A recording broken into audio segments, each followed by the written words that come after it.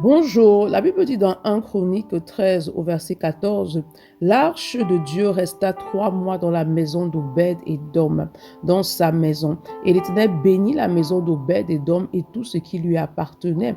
Donc on a placé l'arche de l'Éternel à la maison d'Obed et d'Om. Le passage nous dit que l'Éternel l'a béni et il a béni tout ce qui lui appartient. À cette époque-là, l'arche de l'Éternel représentait en fait la présence de l'Éternel en fait. Et malgré le fait qu'il y avait la présence de l'Éternel à la maison d'Obed et d'Om, il était béni. Cela veut dire en fait qu'il était une personne consacrée, il était une personne qui marchait dans la sanctification, il était une personne qui marchait justement dans la consécration, dans l'obéissance à la parole de Dieu et à ses instructions. Parce que là où il y a le péché, Dieu ne peut pas tolérer en fait. Là où il y a le péché, Dieu ne peut pas demeurer. Pourquoi? Parce qu'il a le péché en horreur. Il a une tolérance zéro pour le péché.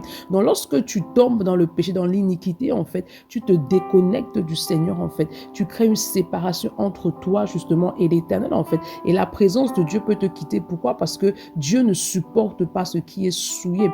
Et ici, le passage nous fait également comprendre que la présence de Dieu apporte la bénédiction. Si tu veux être béni, alors demeure dans la présence de Dieu, demeure consacré, demeure attaché à sa parole. C'est pourquoi ce matin, demande au Saint-Esprit d'activer en toi une aversion pour le péché. Demande de t'accorder la grâce de demeurer dans la sainteté, la consécration, de demeurer attaché à la présence de l'Éternel.